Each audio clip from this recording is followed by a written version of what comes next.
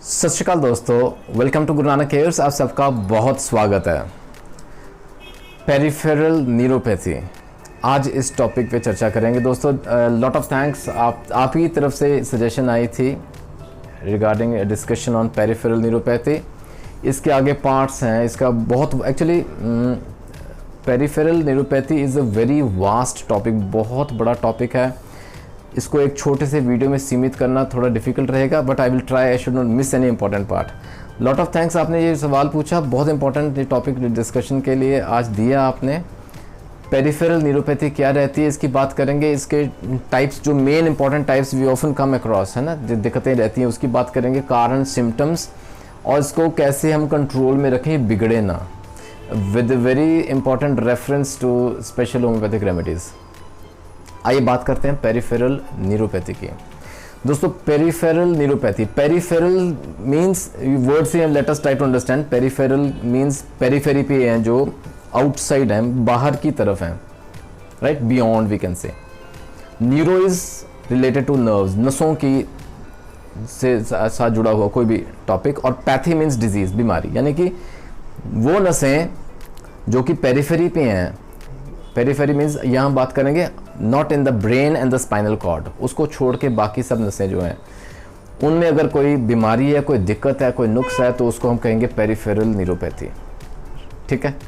अच्छा, peripheral neuropathy में भी ना इसको हम can be considered as mono neuropathy. Mono means single, जहाँ एक ही सिंगल ही नर्व इन्वॉल्व रहती है।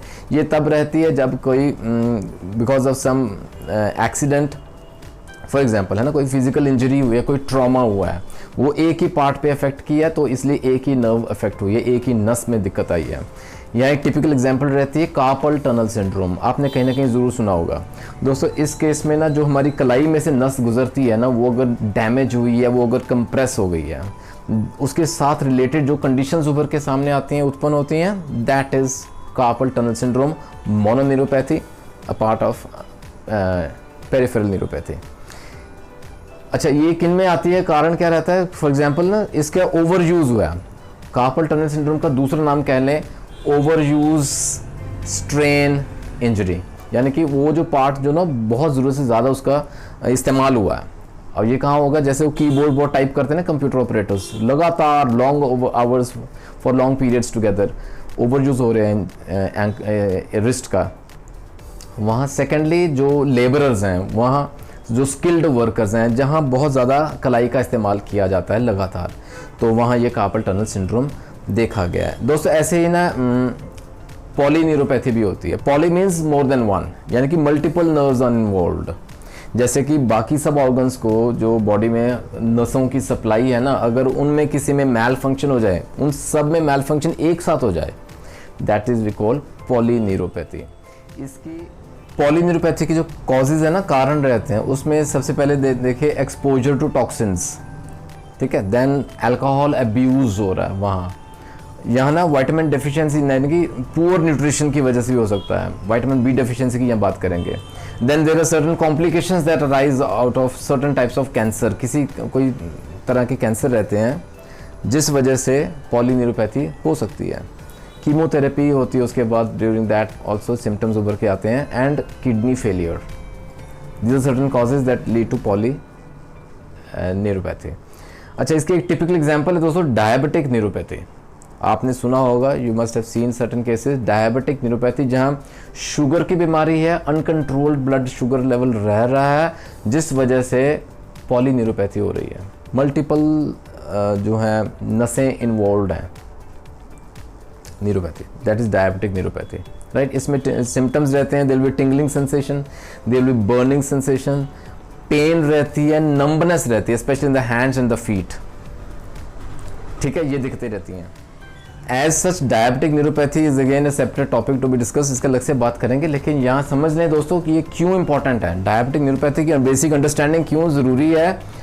क्योंकि इसमें जो पेशेंट है ना इन्वॉल्व, जो दिक्कत रहती है उस बंदे को, he has lost the capacity, he has lost the ability to sense the change in temperature and pain. उसको पता नहीं चलता टेम्परेचर बढ़ रहा है, कम हो रहा है, दर्द का भी एहसास नहीं रहता। फॉर एग्जांपल बात कर रहे, काम कर रहे, लेकिन उसका हाथ, अगर बॉडी का कोई पार्ट अगर किसी फ्लेम को टच कर रहा है, किसी आग में अगर टच कर रहा है उसको पता ही नहीं चलेगा, he will burn that part, उससे ना आग लग सकती है, he can burn the himself also. और दर्द इतना असहनीय हो जाता है लेकिन उसको समझ नहीं आती कि उसको दर्द हो रहा है।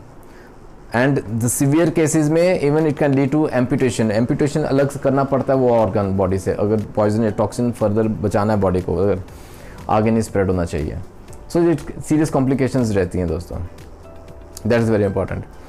अच्छा, सेकेंडली अगर बाकी नसें भी इन्वॉल्व है ना, बाकी ऑर्गन्स को सप्लाई कर रही हैं, अगर उनमें न्यूरोपैथी के सिम्टम्स आ रहे हैं, फॉर एग्जांपल अगर बॉवल्स के जो नर्व्स सप्लाई है अगर वो है तो बॉवल्स की मूवमेंट डिस्टर्ब रहेगी, इनवॉलंटरी रहेगी, कभी कॉन्स्टिपेशन रहेगा, कभी डायरिया रहेगा। ऐसी ब्लैडर को जो नसें सप्लाई कर रही हैं, नर्व सप्लाई है, अगर न्यूरोपैथी के सिम्टम्स आ रहे हैं तो वहाँ भी इनवॉलंटरी रहेगी, अपने कंट्रोल में नहीं रहेगी ब्लैडर की मूवमेंट्स।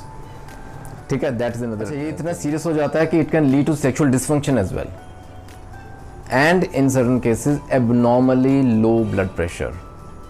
दोस्तों समझें इस चीज़ को, ये डायबिटीज़ मेलाइटस शुगर की बीमारी अगर किसी पेशेंट को है और अगर साथ में ये न्यूरोपैथी सिम्टम्स जुड़ रहे हैं, अगर न्यूरोपैथी हो रही है, सिम्टम्स दिख रहे हैं उस पेशेंट को, it can prove to be a deadly combination. इसको रोकना बहुत ज़रूरी है because it will damage the blood vessels, it will damage the nerves also, उसके सीरियस कॉम्प्लिकेशंस हो सकते हैं। तो इसको कैसे कंट्रोल में रखें, इसको कैसे रोकें? सिंपल, पहले तो डाइट का ख्याल रखें दोस्तों। अगर डायबिटीज़ का पेशेंट है, न्यूरोपैथी हो रही है, डाइट रिस्ट्रिक्शंस को फॉलो करें, एक्सरसाइज ज़रूरी है और मेडिकेशंस, ये तीन चीज़ें एक साथ चलेंगी तो बैलेंस रहेगा। कुछ भी एक बिगड़ा, it will lead to complications. Diet में ख्याल रखें दोस्तों, कार्बोहाइड्रेट्स रिच डाइट नहीं लेना है। हर बार कहते हैं कार्बोहाइड्रेट्स, सब कहते हैं, लेकिन क्यों? लेट मी टेल यू, ये जो इमीडिएट इसका इफेक्ट रहता है ना इन राइज इन ब्लड ग्लूकोज, वो कार्बोहाइड्रेट्स में सबसे ज़्यादा देखा गया, इसलिए कार्ब्स रिच डाइट नहीं लेना। फॉर एग्जांपल इसमें बात करेंगे, we should avoid breads, we should avoid pasta, we should avoid cereals, we should avoid rice और स्टार्ची वेजिटेबल्स है ना, जैसे पोटैटो है, स्वीट पोटैटो है। अच्छा, यहाँ ना मिल्क, योगर्ट, डेयरी प्रोडक्ट्स वो भी अवॉइड करें। तो ये सब कार्ब्स रिच प्रोडक्ट्स हैं which can lead to this polyneuropathic complication in diabetic patients. फिर सवाल आता है दोस्तों, खाएं क्या? इसमें याद रखें, you can have whole grain breads, वो आप खा सकते हैं। आप राइस खाना है तो ब्राउन राइस लें, ब्रांड के प्रोडक्ट्स लें। अगर डेयरी प्रोडक्ट्स का आपको शौक है, मिल्क लेना है तो लो फैट प्रोडक्ट्स लें। These things you can have, green vegetables लें, fruits and fruit juices you can have। आइए बहुत इंपॉर्टेंट दवाओं की बात करते हैं। Let us come to the homeopathic part of the treatment to cure neuropathic cases। अच्छा, medicines will help you। यहाँ याद रखें, थोड़ा स्ट्रेस लेवल कम रखें दोस्तों, this will help you। Meditation पे थोड़ा समय बिताएं, increase that time on meditating and breathing exercises। Deep breathing करें morning, early morning fresh hours में, ये तीन चीज़ें साथ कंबाइन रखें।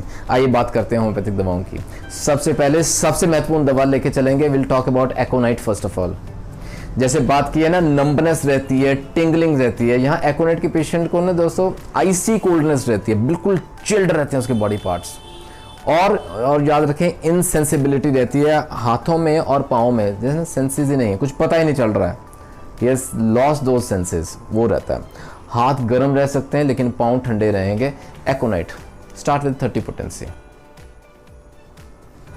दोस्तों second very important medicine is Agaricus. Agaricus के पेशेंट में ना देखा, न्यूरैल्जिया विद लोकोमोटर अटैक्सिया, ये इसका टिपिकल स्फीयर ऑफ एक्शन रहता है। ठीक है, अच्छा, इसमें ना नंबनेस रहेगी टांगों में, लेकिन स्पेशली व्हेन ऑन क्रॉसिंग, जब क्रॉस करके बैठेगा, एंड पैरालिटिक पेन रहती है। Agaricus again start with 30 potency. दोस्तों तीसरी बहुत महत्वपूर्ण दवा है जिसका नाम है हाइपेरिकम। ठीक है, क्योंकि नसों की बात चल रही है, नसों में दिक्कत है तो हाइपेरिकम का जिक्र ज़रूर होगा, ये अब हम वाकिफ़ हैं इस चीज़ से। यहाँ पेशेंट के ना जैसे क्रॉलिंग सेंसेशन रहती है इन हैंड्स एंड फीट, अक्सर देखा है क्लिनिक में पेशेंट्स आके बोलते हैं जैसे ना कीड़ियाँ सी चल रही हैं पाँव के नीचे और हथेलियों पे, वेरी कॉमन सिम्टम हाइपेरिकम। यहाँ पेशेंट को न्यूराइटिस के सिम्टम्स रहेंगे, टिंगलिंग सेंसेशन रहेगी और बर्निंग पेन रहती है, वेरी टिपिकल सिम्टम्स।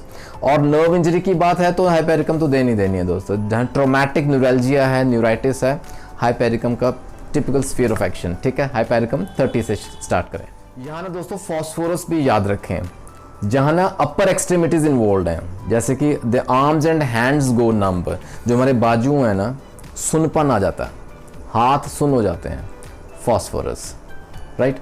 जहाँ ना वीकनेस है विद ट्रेम्बलिंग, है ना, फॉस्फोरस। और ascending and sensory and motor paralysis, phosphorus. दोस्तों एक और बहुत महत्वपूर्ण दवा है जिसका नाम है वाइपरा।